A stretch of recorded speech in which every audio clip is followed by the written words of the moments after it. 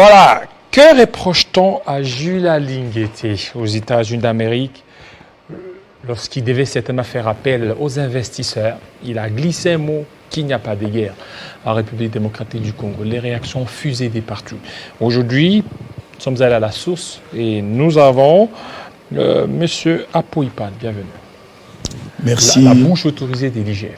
Merci beaucoup, cher ami Kilolo. Voilà. Merci surtout pour l'invitation. Voilà. Monsieur Apo-Ipan, on a vu, il y a des réactions qui ont fusé de partout par rapport aux propos de l'inspecteur chef des services Julia Linguetti aux États-Unis d'Amérique, appelant certainement les investisseurs.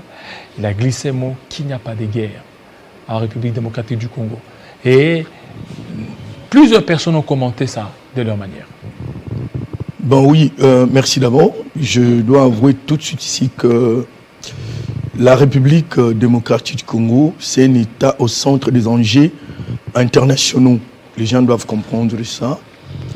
L'inspecteur général des finances, sous l'impulsion du chef de l'État, est dans la lutte contre les antivaleurs, notamment la corruption et le détournement, qui au fait ont émaillé notre République, étant devenu pratiquement un style.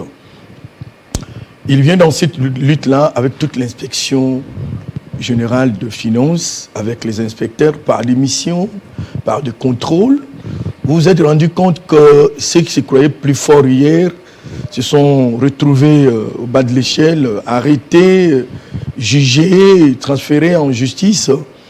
Et la lutte contre la corruption et le détournement public ne peut pas laisser indifférent les auteurs.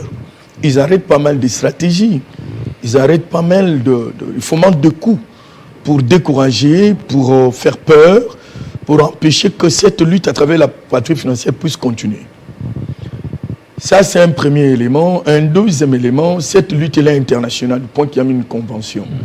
Et c'est à ce titre-là que la Chambre de commerce de Texas aux États-Unis a invité une délégation congolaise constituée de membres de la présidence, de l'Assemblée, du gouvernement, ainsi que l'inspecteur général de finances qui, en fait, il faut le dire, est l'acteur, aujourd'hui, un acteur non négligeable dans cette lutte.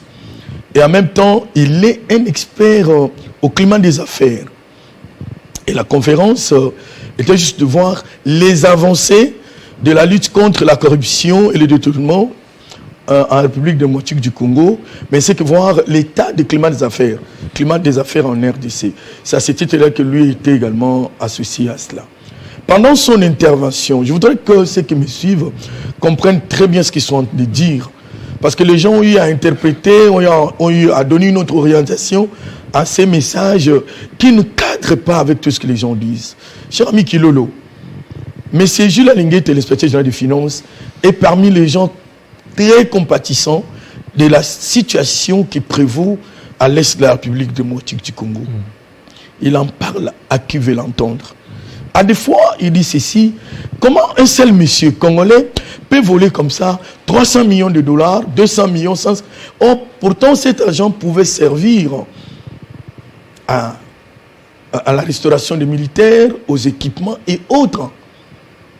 Ça pouvait servir à cette insécurité de l'Est. Donc il a toujours été de cœur avec les gens de l'Est. Je pense que j'ai effectué beaucoup de missions à l'Est et je connais ce qui se passe. Alors maintenant, c'est quoi? C'est le contexte là de... C'est la mauvaise interprétation de son message. Oui. Une très mauvaise interprétation. C'est l'instrumentalisation de son message. C'est la politisation de son message. On l'a politisé. Oui, on l'a politisé à outrance. Par qui? La réponse est simple. Par ceux qui ne l'aiment pas. Par ceux qui sont traqués par le système à Linguetti. Par ceux qui sont traqués par ce que le chef de l'État appelle l'établissement d'un état de droit en RDC. À ceux qui refusent de changer. À ceux qui disent non, ils doivent continuer à voler. Aux ennemis de Congolais. Mais c'est Linguetti, l'inspecteur des finances, prend la parole, il dit ceci. Au Congo, il parle du Congo, il ne parle pas de l'Est. Il dit au Congo, il n'y a pas de guerre. Il dit au Congo. Pourquoi on met cette détournement à l'Est? Il dit au Congo, il n'y a pas de guerre. Il continue. Les gens prennent seulement l'entame, comme on dit en journalisme, l'attaque de Linguetti. Il dit au Congo, il n'y a pas de guerre, mais il y a l'insécurité à l'est de la République. Il démontre à l'est de la République, et n'oubliez pas sa cible, les investisseurs. Il démontre que c'est à l'est de la République où le groupe armé, rébellion, il a qualifié ça de terrorisme. Ça, les gens ne disent pas. Une guerre asymétrique. Une guerre asymétrique, où les conventions habituelles ne sont pas respectées. Vous ne maîtrisez pas l'ennemi. Il agit, il s'éclipse. C'est ça la guerre asymétrique. Il dit, c'est ça, où on tue le peuple. Il a dit ça. Mais cela n'empêche pas aux investisseurs de venir. Parce que le problème était sur la lutte contre la corruption et le détournement des deniers publics. Le problème était au niveau de climat des affaires. Il dit, venez, la corruption est maîtrisée. Est-ce que sa communication, parce que vous voyez même, oui. Celui qui était là, cette communication, parce que c'est vous qui chapeautez la communication, oui, de l'inspecteur chef de service Jules Alinguété, même des l'IGF, cette communication, vous l'aviez mûrie pour certainement qu'il n'y ait pas toute cette mauvaise interprétation. Non, non. Une récupération politique, même si vous avez mûri la communication, même si vous l'avez bien préparée, attendez-vous au compte rebours. C'est ce qu'on vit maintenant. Voilà pourquoi je viens intervenir. Okay. Vous voyez, il a démontré. Les gens se limitent juste, il n'y a pas de guerre. Au Congo, j'insiste. Mais lorsqu'il parle de l'insécurité à l'est de la République, on peut même dire que le chef de l'État, le gouvernement, les institutions mènent une lutte pour éradiquer cette insécurité. Chers amis, je voulais qu'on entre sur le plan du concept. Et nous sommes de cœur. Nous avons toujours été de cœur avec nos frères de l'Est. D'ailleurs, le Congo est indivisible. Quand on parle de l'insécurité, à l'Est de la République, c'est ce qui se vit. La MONUSCO l'a dit. Beaucoup de gens le disent. C'est ce que l'inspecteur a dit. Il n'a pas péché. Sur le plan de la Constitution, je prends l'article 85. J'aurais dû amener la Constitution. Il est dit clairement que le chef de l'État peut programmer l'état d'urgence ou l'état de siège. Il peut programmer. C'est le cas qu'on a connu avec la Covid. On avait programmé l'état d'urgence. Les chefs d'État peuvent le faire. Sur l'ensemble du territoire ou sur une partie? Sur une partie. C'est le cas de l'Est. Nous avons l'état d'urgence. Où on a mis le gouverneur militaire et consul. C'est ça l'état d'urgence. L'état de siège. Pour atténuer, l'état de siège, pardon, c'est ça l'état de siège. Pour atténuer tant soit peu ces attaques. À l'article 86 de la Constitution, il est dit clairement, pour déclarer une guerre, c'est le chef d'État qui déclare la guerre par une ordonnance. Cette ordonnance doit être discutée au Conseil des ministres, mais également doit avoir l'aval du Conseil supérieur de la Défense. Ainsi que le mot, permettons-moi de l'interpréter, de l'Assemblée et du Sénat. Entre nous soit dit qu'à l'Est, on peut dire qu'il y a guerre et qu'il a déclaré. Les gens voulaient que Alinguété, à partir des États-Unis, déclare la guerre, qu'il y a la guerre à l'Est. Il aurait dû contredire le chef de l'État qui a proclamé l'état de siège. Il a parlé de l'insécurité. De l'insécurité. Lui, il a parlé de l'insécurité. Il a rejoint les chefs de l'État. Il aurait parlé de la guerre. Les gens, vraiment, ils allaient profiter. Voilà, maintenant, ils sont dans les mensonges. Ils n'ont pas d'argument. Un autre élément. Là, moi, je réfléchis en tant qu'individu, en tant que journaliste. Pourquoi les gens veulent qu'on parle de la guerre? Pourquoi les gens tiennent, coûte que coûte, qu'on parle de la guerre de l'Est? Au lieu de parler de l'insécurité où on tue les gens jour et nuit. Moi, j'ai perdu ma soeur et 2 enfants dans cette insécurité de l'Est. Alors, quand on va parler de Maï-Maï, ils font la guerre, ou ils font l'autodéfense.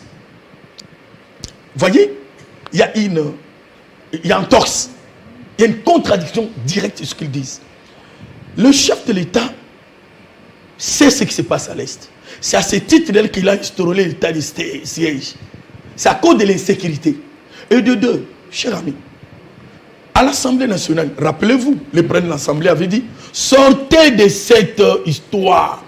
Vous êtes des responsables. Ceux d'entre vous, sortez des groupes rebelles. Sortez des groupes rebelles. Il a parlé de la guerre. Sortez des groupes de rebelles. Ce sont ces groupes rebelles qui font des affres de guerre, qui tuent à l'Est de la République. Il y a des forces négatives qui tuent. Et la guerre peut, s'il y a guerre, on doit déclarer ça. Et la guerre, c'est entre État et État. Il n'y a pas État. Lorsqu'un groupe qui soit par mécontentement soit par une revendication, prennent des armes. On va appeler ça guerre? Bon, je ne sais pas, à moins que les juristes nous disent le contraire. Moi, j'ai dit, j'insiste, mon chef était dans ses bottes pour arracher les investisseurs, les amener au Congo. Il n'est pas seul, j'ai dit, c'est toute une délégation, les membres de la présidence, l'Assemblée nationale, le gouvernement, c'est une délégation. Les gens n'ont pas condamné sur ça.